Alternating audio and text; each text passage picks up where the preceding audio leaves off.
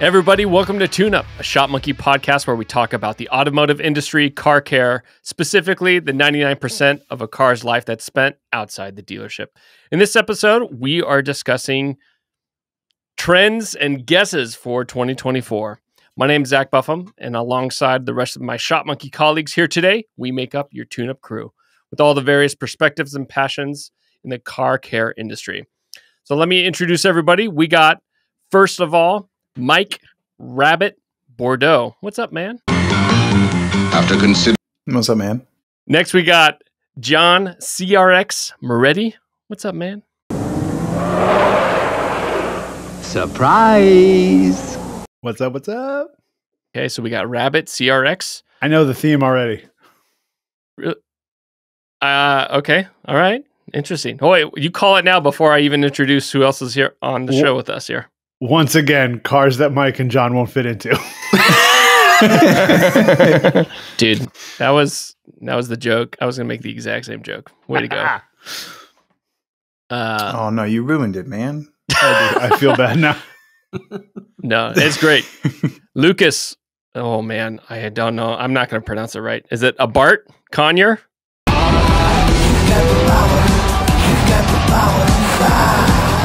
Yeah, that sounds good. ABARTH, Yeah, a right? Barth. Yeah. It's a Barth. It is. That does not sound good. It's a Barth. I don't think with a TH. I don't think you pronounce the TH in that though. I don't know. Someone Google it. Judges, and, keep me honest. Judges say it's a Barth with a TH. Okay, sorry. I apologize to all Barth owners then out there. Last but not least, we have Gallagher Cooper Wilson. Coming up and believe in the hype, believe in the hype. Feeling like we're running this thing. Gotcha. All right. I'm onto this theme. Yeah. All right. So, okay. Yeah. What's the theme? Really crappy hatchbacks. Wow, Dude, no one has ever said a CRX is a crappy hatchback. Get out of here, man. No, man. CRX was awesome back in the day. Gallagher, what did it for you? Cooper? You heard Cooper and you're like, yep, that's it. Crappy hatchbacks. You may have got the crappy hatch. We got awesome hatchbacks. I've told like the story of trying to bleed the Mini Cooper clutch. I'm not touching this. Well, we can't forget about one more nickname, though, and I think this will round out the theme, though, and that's, Zach, we had one for you as well, and we can't forget about Zach Delta Buffum. So let's see if that helps a little bit. I still like the idea of cars we can't fit in. I think that's still valid for all of these. I would have That was so gone. defeating, man. First time I sat in a CRX, I was like, oh man. I know. I want to like it, but I can't. Mike, we just got out of a little Honda Fit. I mean, we fit. I know, dude. It's so roomy. Can you guys send me a picture of you two in the Fit? Because I would really love to see that picture. I think, Lucas, you still have that one of me, and what's that thing called? Like a Pajero Mini or We do something? have you in a Pajero Mini. It's like this little tiny Japanese K car, and I'm as big as the car. Okay. I think I am the car. I will. I'm going to share this for the edits of this video so that we can show Michael in this vehicle. Oh yeah. Here, my first car that I bought with my own money was an '89 Civic, and one time it got boxed in a parking lot. My friend and I literally picked it up and just swiveled it around and drove it out because that's how big we were in comparison to that tiny car. Did a similar thing with my VW Bug, man. It was great. So, Lucas, I think you made up the theme this year or this episode. What do we got? And Gallagher kind of just like threw it on the ground and kind of stomped on it a couple times. But it was supposed to be popular hot hatches over the last 4 decades. And so up until Gallagher's comment, that's what it was. And then the Lancia Delta, the famous rally car from overseas, that one's a popular one. Maybe not in the US, but I think some folks have started to import them here and there. And I think we've mentioned it. We get it, dude. You're Polish. We understand. You like cars outside the U.S. Well, the theme was popular hot hatches over the last 4 decades. But if we do the Gallagher edit, it's the crappiest hatchbacks over the last 4 decades. Viewers, you decide. Let us know what title we should keep on the YouTube video. All right, let's talk about 2024 automotive predictions. Everything from repair services, aftermarket trends, the rise or downfall of EV, anything in between. What do you guys think will go down in 2024? Good or bad? What could we expect? on the news with, it sounds like EVs I'm seeing like the sales trends declining a little bit, right? And I think that pricing around that is a factor. And so I'm kind of interested, I'm personally interested to see what happens with that, right? Was there kind of a big bubble there that was fed by, hype and there's been a bunch of bubbles, it seems like, in the last couple of years. Is that one of them where it's like people are like, yeah, easy money, we'll go buy them. And now that they're looking at the economics and cash is tighter and financing is harder, is that making it harder to push EVs off the lot? And I don't know. My sense is that and then the lack of lack of infrastructure to support them, right? Charging across the country and everything is maybe putting some adoption challenges there. I'm not saying anything that we don't already know, but I just think that's going to continue maybe to become an issue and be a highlight in 2024. Yeah, I mean, poor Hertz over here. Hertz is selling off Tesla Model 3s at like $14,000 a pop. They bought, dude, I read that this morning. So many, They bought so many of them over the last year with a very heavy investment in that. And so they had maintenance issues. They had people just not being comfortable enough to rent them because there was a lack of understanding of like how to operate and also where to charge them. So the rental kind of concept didn't work out. The way I'm looking at that though, is if you're a shop trying to get your hands on a very cheap Tesla to take apart and learn and like test on, you might as well try to pick up one of these old rental cars. That might be a really good opportunity. If you could pick up a Model 3 for, $13. Do we need a disclaimer? Shopmonkey does not endorse you taking apart Teslas against factory. I don't know. If the wiring is wrapped in orange, don't touch it, guys. Well, that's the disclaimer. That's the only disclaimer. If it's orange, pause and look at an instruction manual. Don't touch it. It's an EV, man. The whole thing's covered in orange electrical tape. All I'm saying is it's a good opportunity if you've been thinking about that. I see it in groups here and there. They're talking about how do you learn and how do you get more experience on it. You need cheap examples. I mean, I think all of us at some point in time had some fun with a beat up car in a shop at one point, just tinkering on it and taking it apart. This definitely has some more caution tape around it. But yeah, I agree, Gallagher. This is the year for a very different EV future, or at least trajectory. I'd like to know when they got the Model 3s, because the Model 3 hasn't been out that long, right? And I feel like to add another company to the list that is not going to join us as a guest, but it's like you got to stick with it for a minute. You can't be like, oh, we bought it a year later. We're like, oh, no one wants to rent these. Like, you got to get people used to it. You got to. I think Zach, it was you were saying, or Lucas, was it you was saying like people were just not comfortable with like, oh, we don't know what to do or how to drive this right as a rental. It's like, okay, well, it's going to take some time and some training on your part to do that. And I think infrastructure is coming, which is cool. Have you seen those like instead of those like charge ports that are kind of lonely out there? I saw a couple people posting those new. They look more like gas stations, right? So it's a covered space with multiple charging ports in line, so you're not like parking in the back of the far end of a Walmart parking lot, but it's actually like a space with if it's raining, it's covered, right? So it's a much nicer environment. So I think it's cool that infrastructure seems to be getting better, but you're right. I think it can't be the most expensive option. It has to be there has to be another side of that coin for people who just want to check it out.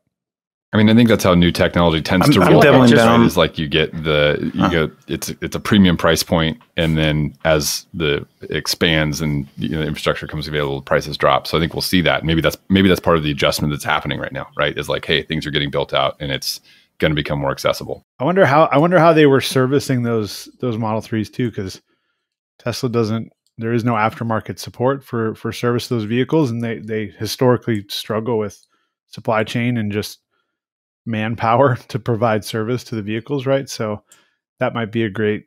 I don't really know enough to comment to say whether that was an issue or not, or part of the issue or not. But I'd be interested to know if it was like, okay, if Tesla had more aftermarket repair support, would it have been a better experience if Hertz had their own techs or could just go to wherever their fleet accounts are to get those cars serviced? Maybe it wouldn't have been as big of a deal. Yeah, Zach, you said you read the article. I think you might have read it more recently than I did, but I think they said that they're gonna swap them out for gas powered or hybrid alternatives to replace that fleet to get their numbers. We're going back all up. V10 excursions. How about that? Well, and it wasn't just isolated to Tesla. It was like the Polestars, the GMC all electric vehicles. They're just in general moving away from or selling off their all electric fleet, which was Polestars look nicer in my opinion, and they just changed to a rear drive. Their new base models, like a rear drive model, I think.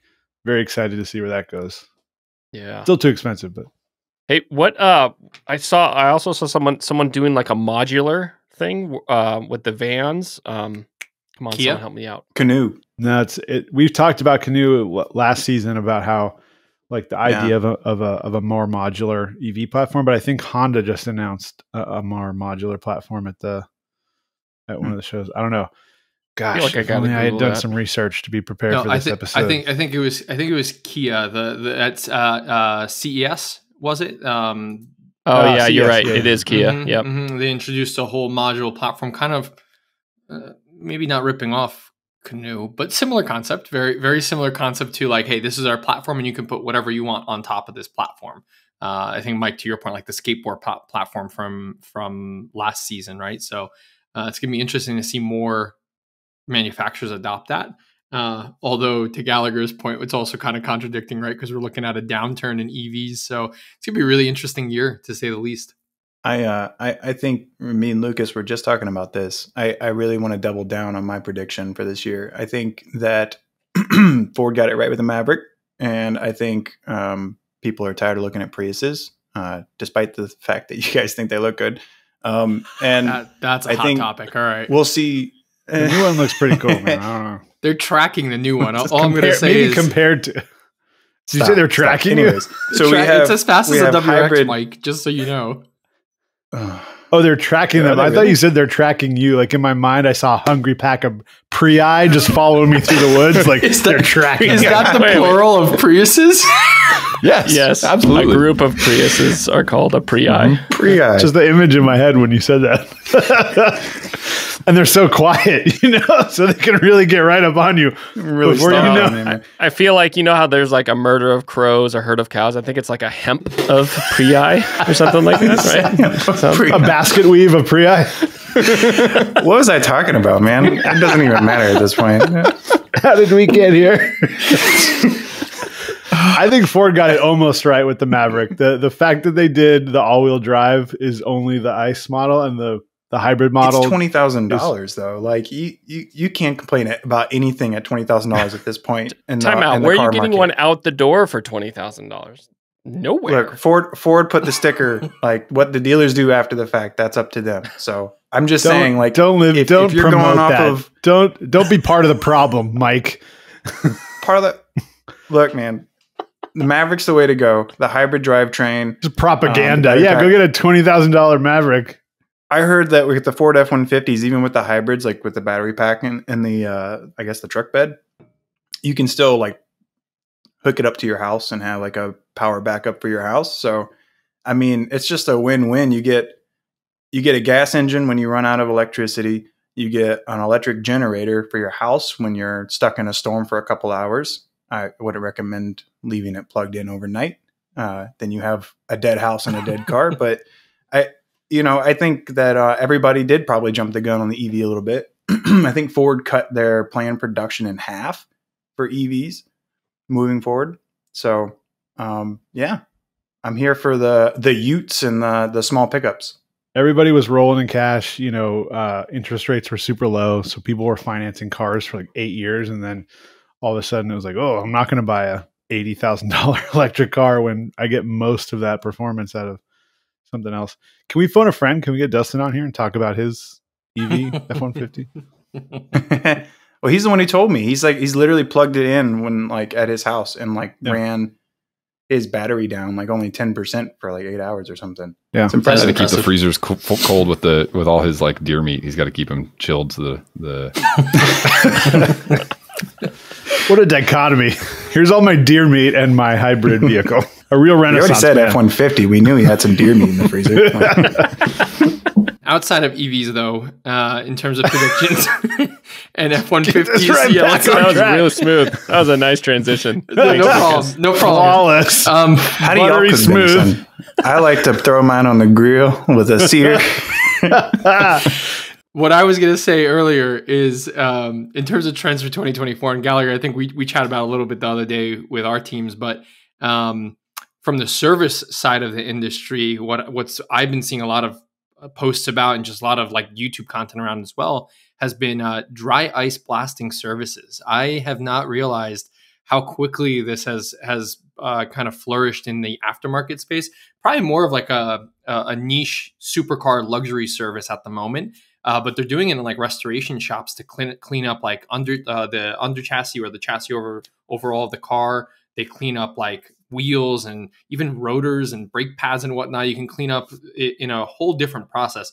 Admittedly, I don't understand the entire complexity of this system, but Gallagher, I think you were mentioning kind of the cost of it, or I think someone was mentioning it. I don't remember who was talking about the cost. I've done a little bit of looking at it, and I think the appeal is right as opposed to traditional media blasting. Like so take restoration, right, as a subset. Traditional media blasting is super messy. You're like blowing crap all over, or you got to have a giant box for it to put it in. Whereas dry ice blasting is like effectively zero cleanup, I think, right? And so it just you're like. Yeah, it's going to cost more because the machinery, I'm sure, is expensive. And that's, I think, what we were talking about in that conversation the other day was kind of the cost to it. But I think that you're right. I think it's kind of a tech thing that in this niche little spot here for resto shops and detail shops, it could become quite a thing because it's a much cleaner, probably safer, alternative to like the more traditional ways of cleaning off metal and things like that, right? Yeah, I think the quote was like $300 an hour or something like that. That some shops, roughly, depending on where they were charging for this dry ice blasting services. And so I'm interested to see what happens throughout the year. Like I said, I saw like one or two videos, and then I saw a couple posts about it. And everywhere I look now, different types of shops, whether it's a restoration shop or even like a detail PPF sort of business, is starting to get attracted to those. To those services. So I'm interested to see what comes out of that throughout this year. It seems like it could have a decent uptick just because of, I guess there's a whole, the niche of like resto mods continues to trend upwards. And I feel like this is going to play right into that space.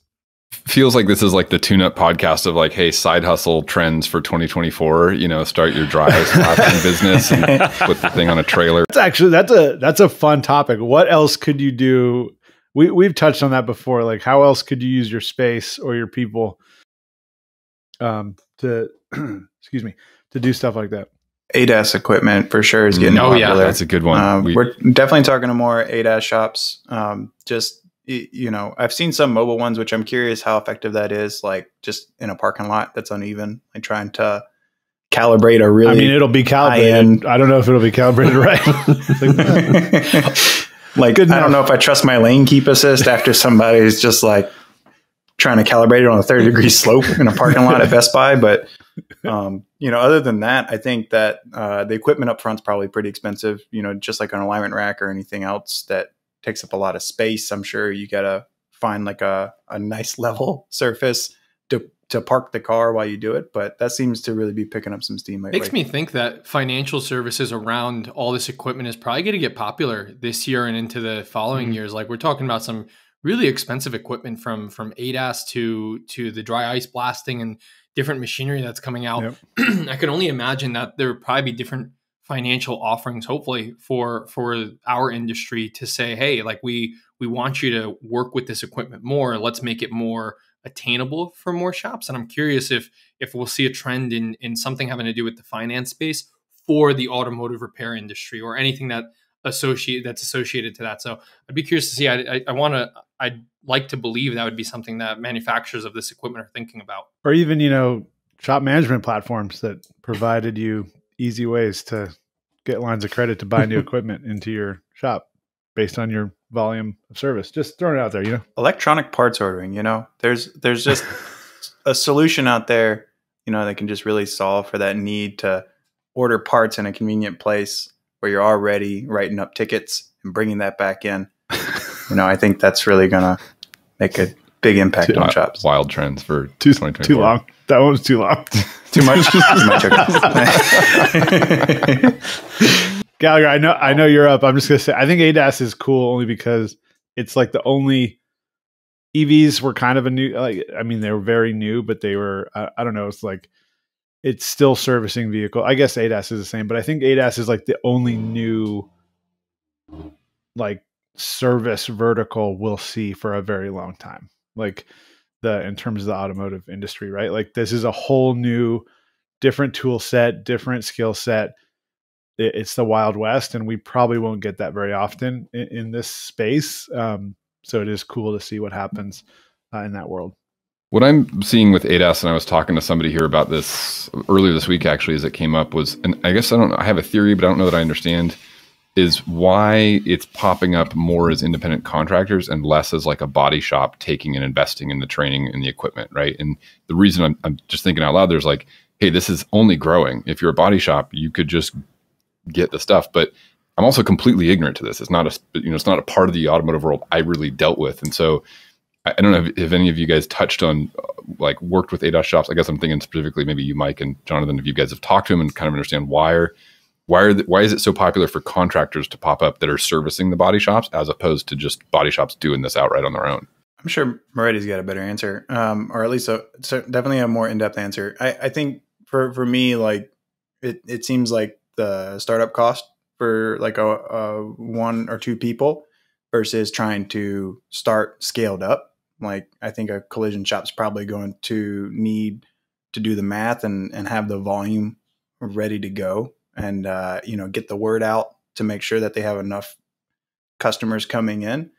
But if you're just one or two people, you can kind of take out a loan, give it a try. If it doesn't work, it's maybe a less of an impact on your business. Yeah.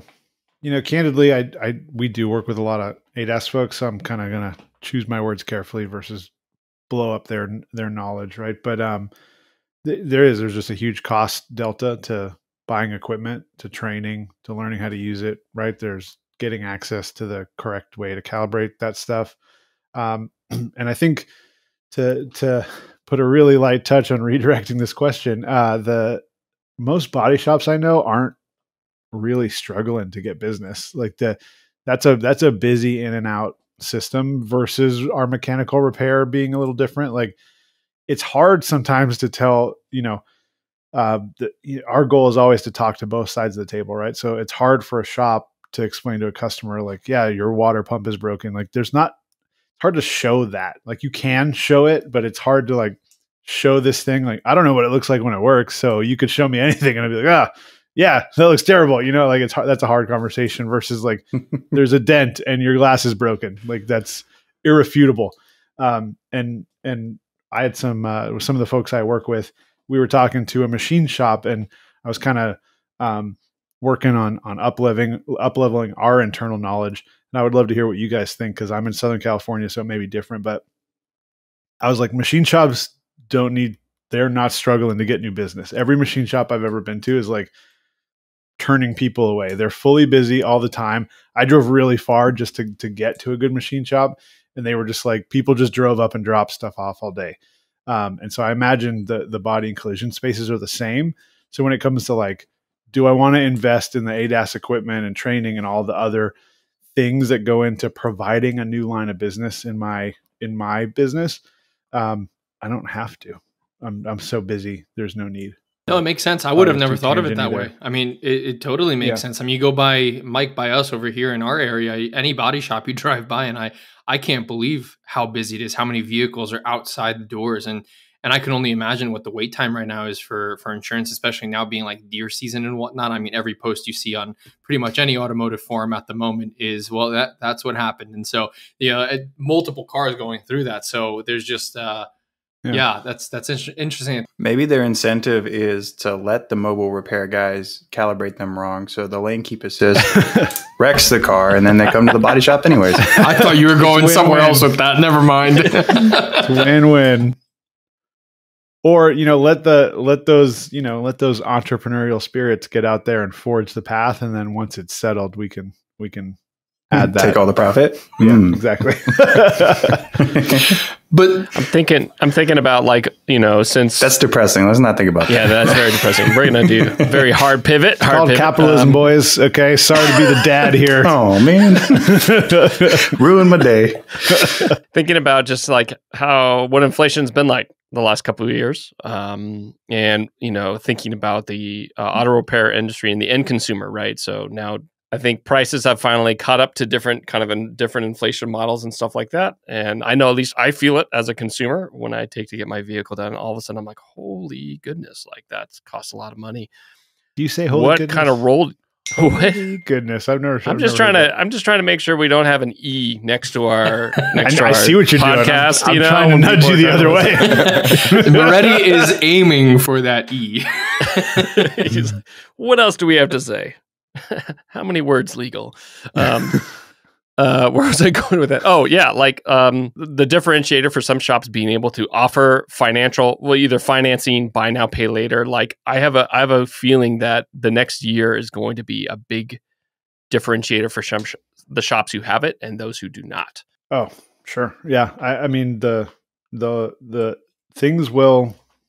It's never gotten cheaper. I don't think we can look back and be like, remember when it got so much cheaper to work on cars? Like it'll get more as cars get more complex and have more systems. They'll be more expensive to work on, and shops providing optionality to their customers, whether that be financing, repairs, or like we've talked before about just working with your customers to understand and maybe create a cadence or a schedule of when to do what and how. Will definitely have the upper hand. Yeah, and I'm hoping, I mean, to your point, Zach, there's definitely been a shift in the economy. But also, like, you drive by, I don't know how it is in your respective areas, but like you drive by any given dealership today, and there's a good amount of vehicles outside these dealerships now in compared to like the last 3 years. And so, but these new cars are still, and Mike and I were just talking about this, the average new car costs north of $45,000, almost $50,000. So anything for consumers to save a few grand off the cost of a vehicle will probably point them in the direction of a used vehicle. So I'm curious if the shift which is probably something we've seen decade over decade, but this could be the time where the shift does turn in favor of the repair side of the business, where, okay, we're starting to see more used vehicles because folks are trying to save a few thousand, $5,000-$6,000 on the price of a vehicle. Like crossing his fingers. Totally. No, I mean, I think that, dude, I can't wait. All these independent repair shops finally. Yeah. No, go ahead. No, sorry. I'm just ranting. It's okay. That tracks with like. I'm so excited, man. I'm sorry. I'll just finish the thought. I'm excited about independent repair shops like getting this larger flow of business. That's it. All right, go. Say, good Lord. I got to find a new internet service provider, guys. That tracks with what I remember seeing out of 08 and 09, right? Which I don't know, if you guys, that's when I was starting in the industry, and it was like, hey, you had kind of the booms of the .coms and the 05 and 06, and then everything went to, bottomed out. And people start hauling these 20-year-old cars out of the bushes to get them fixed up, basically. Like, I'm not going to go buy a new car. Can you resurrect this thing? I had 7 people pulling in like 1985 Honda. I looked at an excursion on Marketplace last night that was definitely 90% bushes. And I was like, you know what I'm talking about? Like, and that's where we all start going. It's like, what's the car I can drag out of the weeds or used car lot, right? So no, bushes, Gallagher, not weeds, bushes. Bushes. Gotcha. You guys remember when like the Geo Tracer or Tracker got like Thank you. Got super popular out of nowhere, right out of one of those recessions. They were going on like Craigslist for like 15 grand, 20 grand. I was like, oh my buddy had a Geo Tracker, and he had a Ford Raptor too, but his grandfather left him a Geo Tracker, and so it became his like daily beat 'em up. We would go play paintball in that thing. And it was garbage. It would break like every week. Like but never worked. So it's not worth $15,000. It was made to be garbage from the fact. It's like literally the same like as a Saturn. Like they literally built the car like this is garbage, but it's $10,000 brand new. In fact, the fact that you spent like someone's spending $15,000 on a Tracker, and then someone just said a Model 3 is $14,000. Like, weren't you just talking about Mavericks for $20,000 though? I'm really confused. A Maverick's a great truck. Why are we moving away from pretending like Maverick's not a better option than a Prius? I like the Geos. I think that it serves a purpose, like just 3 cylinders, good gas, fuel economy. They kind of look cool. Looks like something out of like, I don't know, like a 90s, like Power Rangers or something. I think they're pretty neat. Wait, no, I'm not thinking of, that's not the Geo Tracker. Oh, wait. Oh, I was thinking Forerunner. Oops, my bad. Like, where are you going with Nope, this, I just man? remember what the Geo Tracker was, and I'm like, no, I'm wrong. I'll Any admit Marvel that. That's me. fans? That's You all noticed the that after official 5 minutes? Sorry, guys. The official Wolverine mobile in the toys when you were a kid was a Geo Tracker. Mm. Fun fact. More you know. Okay, I thought that would get us back in. Okay, I got More. one. That I didn't got work. one. That didn't land. Know the room. Read the room. Ready? Well, we have a. Can we call her a caller? We got a caller commenting in here. This is a good one though. I think 3D printing, right? So Yeah. and I've seen some of this on YouTube. Like obviously 3D printing's been around for a while now with plastics, and then I've started to see more like metal 3D printing. And so I'm curious how like I don't know what that's going to play out. Do we think that's going to make it to shops? We can like print a part on site. Anybody? No? Maybe? That's awesome. I remember I've seen a couple where they're using AI and 3D printing to just re-engineer like the concept of a control arm or like various components of the car to reduce weight, to make it stronger, and cut costs down. I don't have any idea if they're anywhere near making 3D printing metal like to the scale that they would need to actually produce cars, but I mean, just the thought of that, like that's pretty innovative. That's They're really 3D I think that would 3D make printing steaks these days, like edible steaks. So I think we're getting there. Well, a steak's not going to hold your suspension now, is it, Lucas?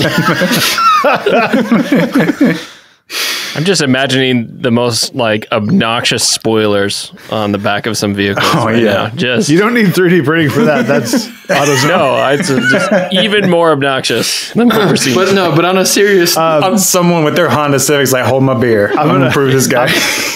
I think I would still have my my 85 pickup if like 3D printing had been a little more home available, because that car that truck still ran when I sold it, but it was just like every plastic piece was breaking because of the California sun. So it was like if I could just have printed some like little door latches and stuff, I probably would have been back in business. well, I guess the theme of this episode might be Ford Maverick, because I think that was the goal of the Maverick, because there are actually Just not gonna let it not. This go. episode is brought to you by everything- the Ford Maverick. Drag me through the mud. I'm going to keep dragging you through. I stand my ground. But Maverick's but on good this truck. note, it's actually pretty serious. They had a whole Build Ford tough. Build Ford tough, yeah. But there's a whole community, at least from what I remember, that they were making like 3D files for different accessories that you could plug into your Maverick, like internally. So they had different divots and like built outs in the Maverick that were like pre-designed to be able to make your own internal accessories. Yeah, all jokes aside, That's cool. They did some really, really smart, cool things when they put that truck together. Like the drivetrain is interesting. The hybrid Truckito drivetrain, right? The layout is cool. But they put a lot of like shapes and divots and spaces to hook stuff, and that really allowed you to do weird things. And you know, I'm trying to think. I feel like Ford kind of has done that for a while. Like the Transit, when the focused base Transits first came out, and it was just like small and weird and little shapes, but worked really well. That's a lot of fun. Now I want to go look at Transit. Yeah, I'll be back. No, that was a good thought, man. Transit's a good one. That'd be a I'm good jumping camper. on Facebook Marketplace. Where you at? Does anyone? Am I derailing us too far? Does anyone shop for cars not on Marketplace? Is there another place to shop for? I don't look anywhere else anymore. I just go to the local like Chinese restaurant and get one of those little books that they Penny have Saver? for free. Do you guys Yeah, have the Penny Saver in? Is that that's what we have in California? When I was a kid, that's where I found my Civic. I don't even know what they're called, but yeah, that was my daydream book, right? You just grab one of those and you look at old like Grand Nationals and stuff. People trying to sell for like 60 grand. Those are cool. No, Moretti, Marketplace is the best, so I'm gonna stick with you on that one. That is the best place to look for vehicles, I've especially the vehicles We that need you're an looking episode for. I think if they're Moretti specific vehicles, you should only stick to marketplace. Anywhere else you go, you're not going to find Moretti vehicles. I gotta try to look it up while we're talking. I was gonna be like, can we do an episode where we just look at cars on Facebook Marketplace? But there's a whole YouTube channel that does that. And I got to give them a shout out because it makes me cry laugh every time. I've traditionally been a Craigslist guy, and it's only because I'm Collect a car feed. Shout out to the guys that collect a car on feed. Facebook. But yeah, it's disappointing though when you find out that like Facebook Marketplace has like 500% more cars than Craigslist. Like Craigslist is everybody's putting stuff on Marketplace. I have to adapt, I guess. I haven't been a Facebook Marketplace guy. You can find some cool, weird stuff on Craigslist, though. I found a Thunderbird Turbo Coupe on Craigslist because the guy selling a Thunderbird Turbo Coupe doesn't know about Facebook, and it was pretty cool. That was me.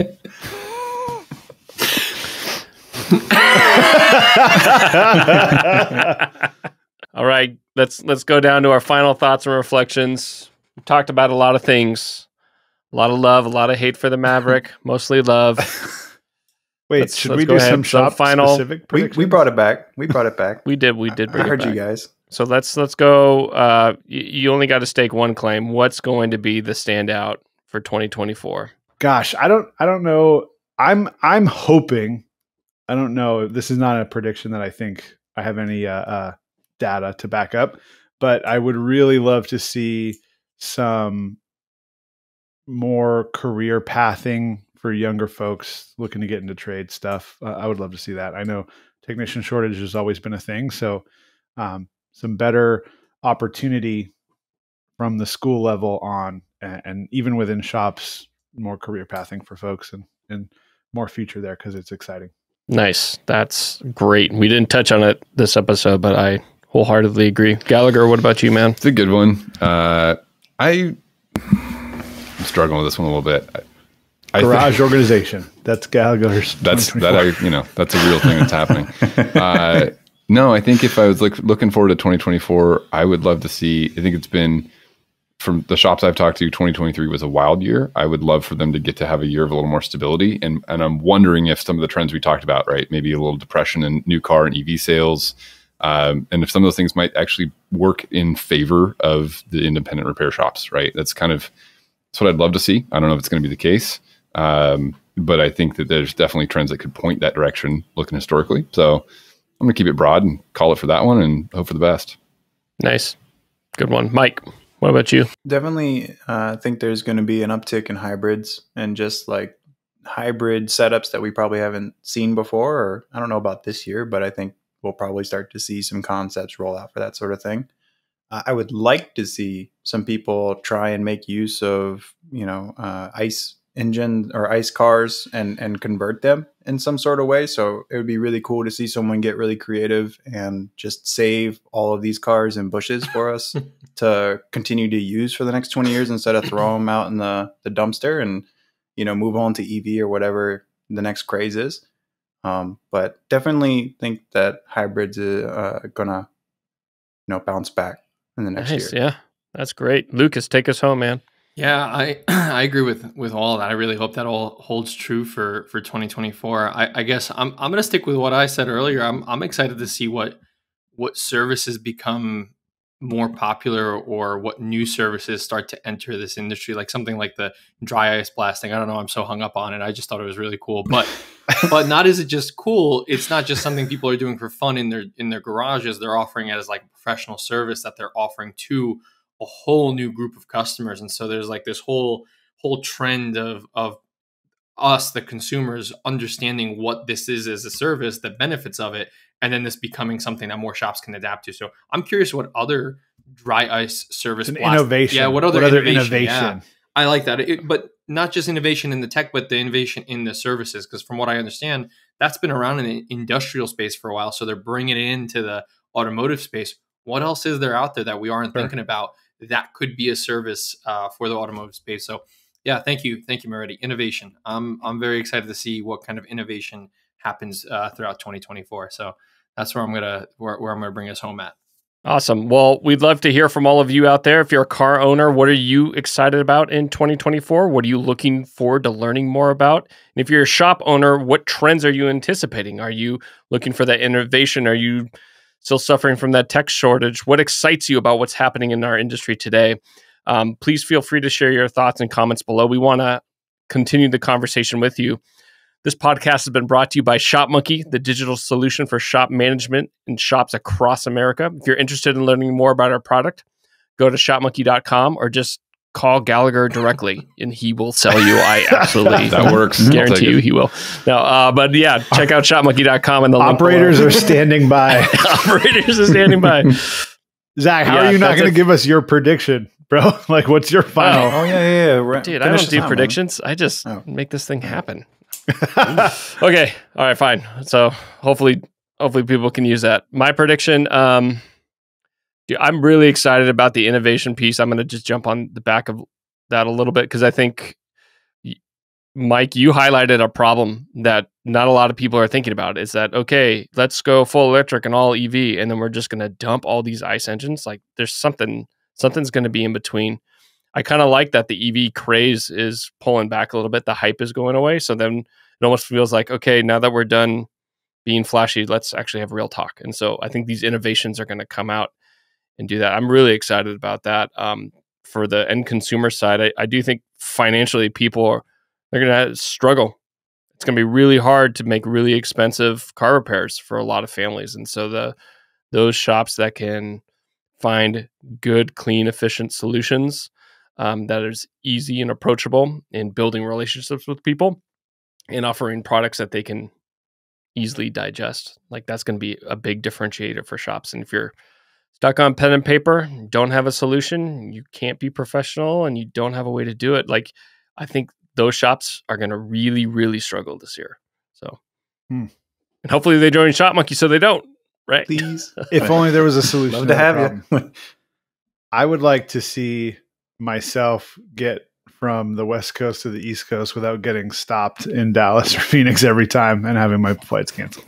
That's what I would like to see out of 2024. All right. Well, hey, everybody, join us next week when we play the game, Will Mike Fit in This Car? It's going to be really fun. Your guess is as good as mine. I think your guess should be a little bit better.